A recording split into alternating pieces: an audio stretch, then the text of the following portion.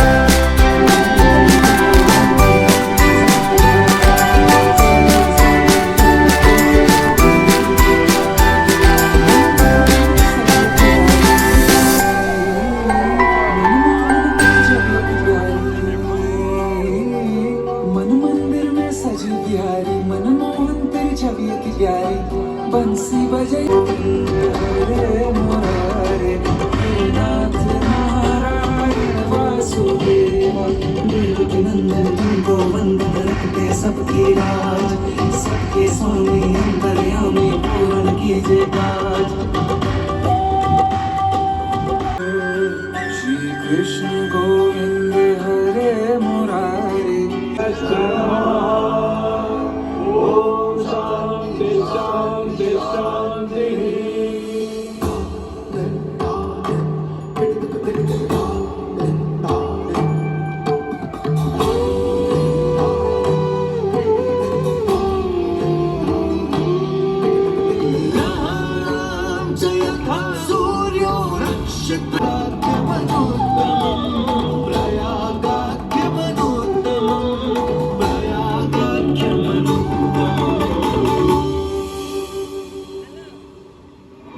सूर्य ग्रहों में श्रेष्ठ है और चंद्रमा नक्षत्रों में श्रेष्ठ है, उसी प्रकार प्रयाग सभी तीर्थों में सर्वश्रेष्ठ है।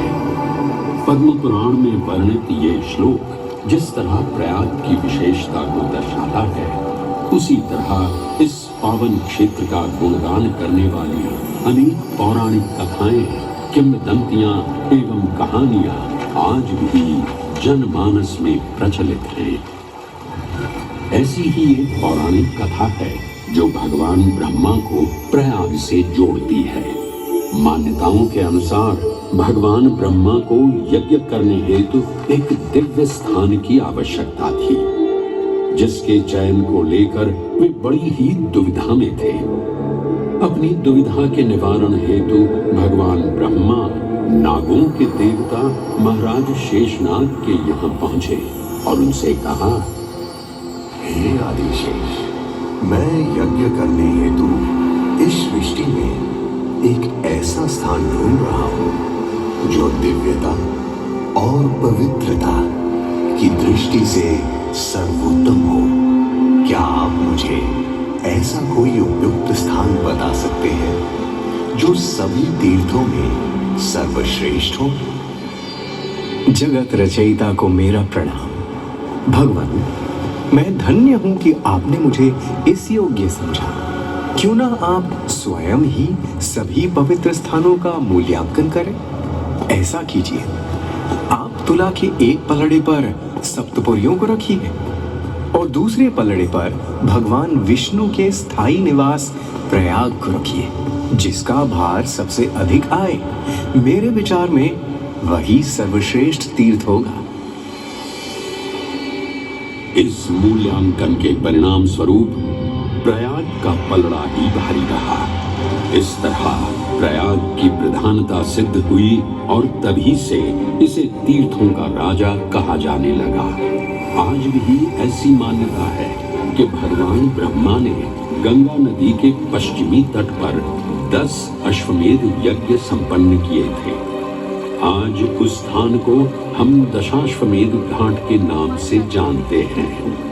भगवान ब्रह्मा के अलावा इंद्रदेव, वरुण देव एवं सोमदेव ने भी प्रयाग क्षेत्र में ही भगवान विष्णु की आराधना करने हेतु यज्ञ किए थे, जिससे उन्हें भी श्री हरि का आशीर्वाद प्राप्त हुआ।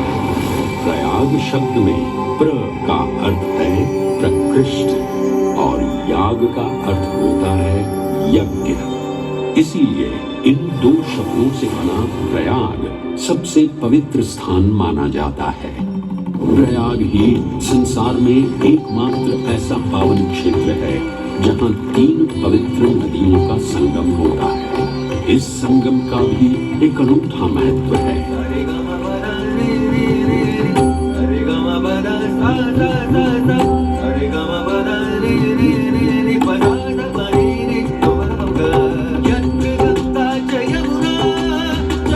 तीन सबसे पवित्र और पूजनीय नदियों का दिव्य संगम होता है। इन नदियों के संगम में स्नान करने एवं संगम का जल ग्रहण करने से मनुष्य मुक्ति का अधिकारी बन जाता है और इसमें किंचित भी संदेह नहीं है। ब्रह्म पुराण में ब्रह्मा जी भी कहते हैं कि प्रयाग में सरस्वती जी अदृश्य रूप में आकर गंगा जी से मिलती हैं। इसलिए इस क्षेत्र को सरस्वती तीर्थ संगम भी कहा गया है। सरस्वती नदी के अदृश्य रूप से मिलने के पीछे भी एक पौराणिक कथा सुनने को मिलती है। ऐसा माना जाता है कि बद्रीनाथ क्षेत्र की गुफाओं में जब वेद व्यास जी भगवान गणेश को महाभारत की कथा सुना रहे थे, तब उस क्षण सरस्वती जी हिम शिखरों से टकराते हुए अपना मार्ग बनाती हुई बड़ी ही तीव्र गति से बह रही थी। सरस्वती नदी के इस तेज बहाव से उत्पन्न होने वाली तेज ध्वनि वेद व्यास जी का ध्यान भंग कर रही थी। इसलिए महर्षि वेद व्यास जी ने सरस्वती जी से वेद ध्वनि को कम करने का आग्रह किया, परंतु उनके अनुरोध उपरांत भी जब सरस्वती नदी के वेग एवं ध्वनि में कोई कमी नहीं हुई, तो उन्होंने क्रोधित होकर सरस्वती जी को श्राप दे दिया और कहा कि वे अब धरती के भीतर यानी कि पाताल लोक में प्रवाहित होंगी। तब से ये माना जाता है कि हिम शिखरों से उद्गमित हुई सरस्वती नदी उत्तराखंड के माना गांव से आगे अपने अदृश्य रूप में प्रवाहित होती है। आगे चलकर यही अदृश्य रूपी मां सरस्वती प्रयागराज में गंगा एवं यमुना नदी से मिलकर त्रिवेणी संगम को पूर्ण करती हैं। ये प्रयाग नगरी पवित्रता का उद्गम है, जिसके अंश हमें वेदों एवं पुराणों में भी मिलते हैं, जिनमें महर्षि दुर्वासा और इंद्रदेव से संबंधित है। इस कथा के अनुसार ऋषि दुर्वासा ने इंद्रदेव से प्रसन्न हो उन्हें पारिजात पुष्पों की एक दिव्य माला भेंट की, जिसे इंद्रदेव ने साधारण पुष्पों की माला समझ स्वयं धारण न कर उसे अपने वाहक गजराज ऐरावत के मस्तक पर रख दिया। पल भर में गजराज ने वो माला धरा पर गिरा उसे अपने पैरों तले रौंद दिया। ऋषि दुर्वासा से ये अपमान सहन न हुआ और उसी क्षण क्रोधित हो उन्होंने इंद्रदेव को श्राप दे दिया। हे अहंकारी इंद्र, तेरा इतना दुस्साहस कि तूने मेरा अपमान किया। जिस वैभव एवं शौर्य पर तू इतरा रहा है, क्षण भर में ही तेरा ये वैभव, प्रतिष्ठा, शक्तियां सब नष्ट हो जाएंगी। अत्रि पुत्र दुर्वासा समस्त देवगणों को श्रीहीन होने का श्राप देगा।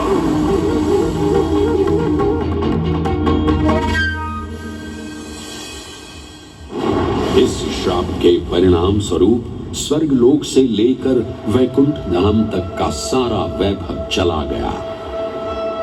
जहां स्वर्गलोक में सभी देवता अपना वैभव एवं शक्तियां खो चुके थे, वहीं वैकुंठ धाम में मां लक्ष्मी भी क्षीर सागर की गहराइयों में चली गईं।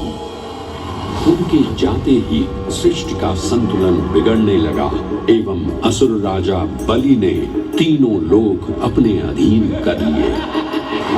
ये सब देखकर सभी देवतागण अपने श्राप के निवारण हेतु भगवान विष्णु की शरण में जा पहुंचे और कहने लगे, हे पालनहार, हे स्वामी, अब आप ही हमें इस श्राप से मुक्त होने का मार्ग बता सकते हैं, अन्यथा हम अपनी शक्तियों से सदैव वंचित ही रहेंगे और युद्ध में कभी भी असुरों का सामना नहीं कर पाएंगे। हे देवराज, ऋषि दुर्वासा के श्राप से सभी देवतागण जीवन मृत्यु के काल चक्र में बंध चुके हैं। इस काल चक्र एवं श्राप से मुक्त होने के लिए अब केवल एक ही मार्ग शेष है और वो है समुद्र मंथन। इस समुद्र मंथन से निकलने वाले रत्न ही आप आपके खोए हुए यश, वैभव और कीर्ति को पुनः स्थापित करेंगे। परंतु आपको इस मंथन के लिए असुरों के बल की भी आवश्यकता होगी, क्योंकि उनके बिना यह समुद्र मंथन संभव नहीं है। जैसी आपकी आज्ञा प्रभु। हम असुरों के साथ समुद्र मंथन करने के लिए तैयार हैं। देवताओं और असुरों ने एक मत होकर क्षीर सागर का मंथन करना स्वीकार किया। जहां मंदार पर्वत मथनी के रूप में आए, तो वहीं वासुकी नाग को नेति की भूमिका मिली। भगवान विष्णु ने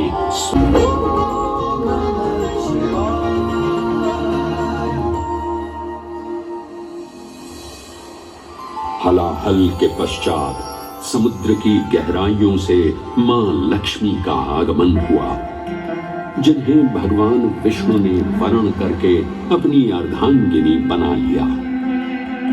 इसके पश्चात समुद्र मंथन से एक एक कर कामधेनु याग की बाती था। भगवान विष्णु की ये लीला देख सभी असुर अचंभित हो उठे। इससे पहले कि वे कोई प्रतिक्रिया दे पाते, भगवान विष्णु के जय एवं नासिक है। और यही कारण है कि इन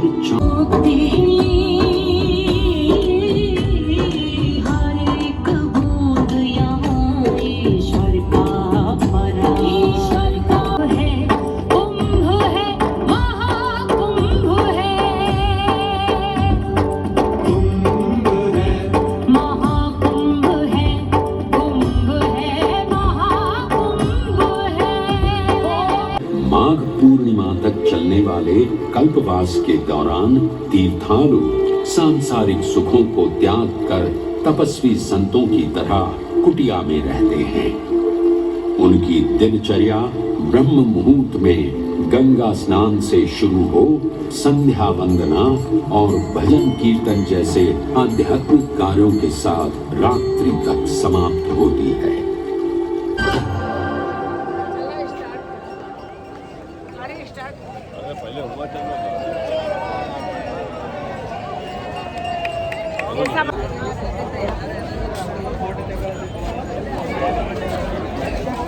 चलो चले।